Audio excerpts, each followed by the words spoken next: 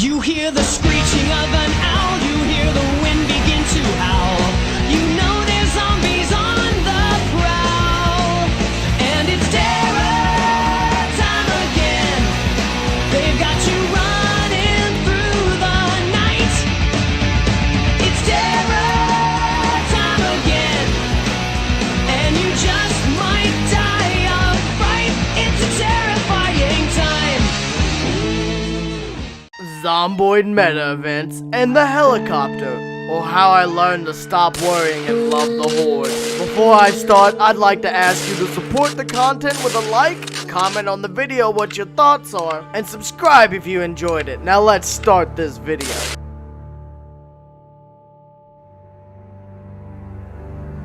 There is a variety of meta events in Zomboid, but first, let's define what they are. Meta events are actions used by the game's director to shuffle the hordes around the map, especially back in the day when zombies didn't respawn. This was and still is key to moving hordes into areas. A dog's bark, a survivor's last desperate screams, heavy machine gun fire from a military checkpoint. All of these serve to shuffle and agitate the angry hordes. These both add to the world by simulating interactions between unseen people and the undead, and keep you on your toes, especially while you're out and about. These come in a large variety of options, as you'll hear.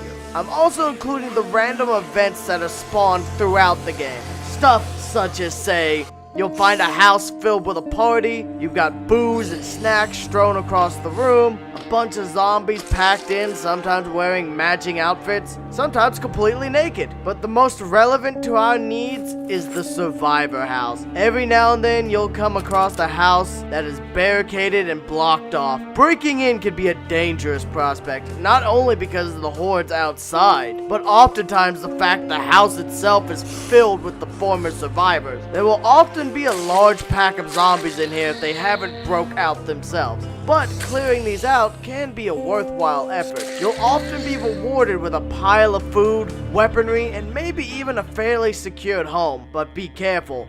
Carelessness will find no clemency in this place. All it takes is one good fuck up and it's GG no re. Now let's discuss the main topic of this video.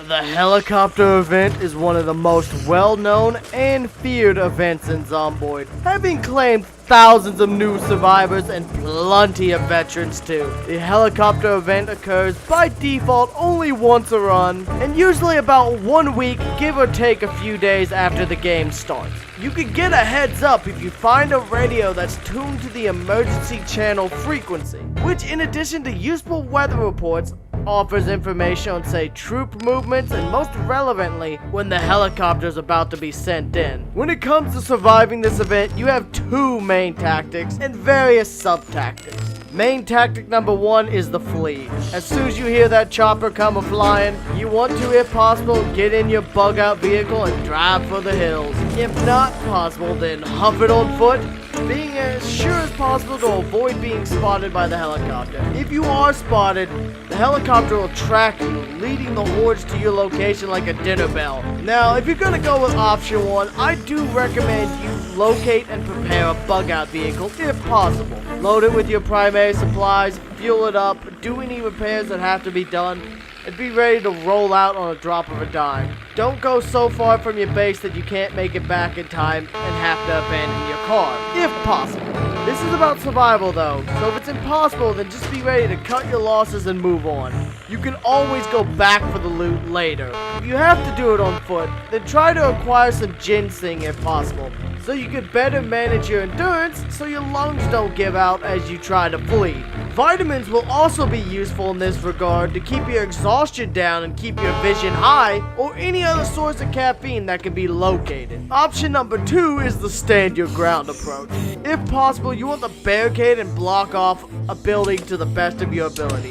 Find a second-story building and block it off however you can. Do whatever needs to be done to limit entrances. My personal choice, I like to fill the top floor with as much food as I can manage. And don't be afraid to barricade the bottom floors as well though. This will give you more time to transfer resources to the top floor if you get caught underprepared. Now the best way to keep them out is either smash the staircase itself or the floorboards in front of it. I personally recommend the floorboards as they're cheaper and a lower level to replace, but if it's your only option, then take out the damn stairs. Now you're 100% safe up top, so hunker down, grab a few books to build up some skill multipliers, grab a meal, and ride it out. You're gonna want to wait a good couple of days to allow the hordes to disperse some. Attempt to make as minimal noise as possible and use the windows to keep an eye out below. Once you're sure it's safe enough to attempt an exit and clear some of the neighborhood back out, then place a sheet rope and shimmy your way outside. If the hordes are still too much to effectively handle, then shimmy back up,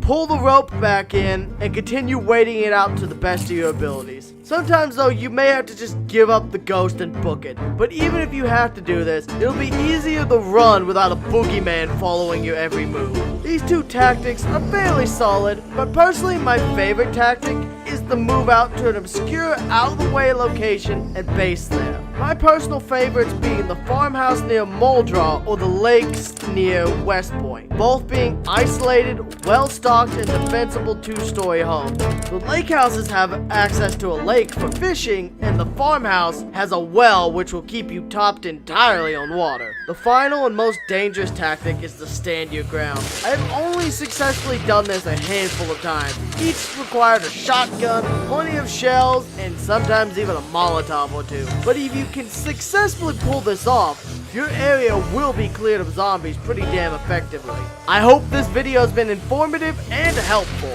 You should have a fairly solid grasp of what meta events are, what they do, and how to handle one of the nastier ones. This has been Core. I thank you for watching the video. Be sure to support it down below if you enjoyed, and I'll see you next time.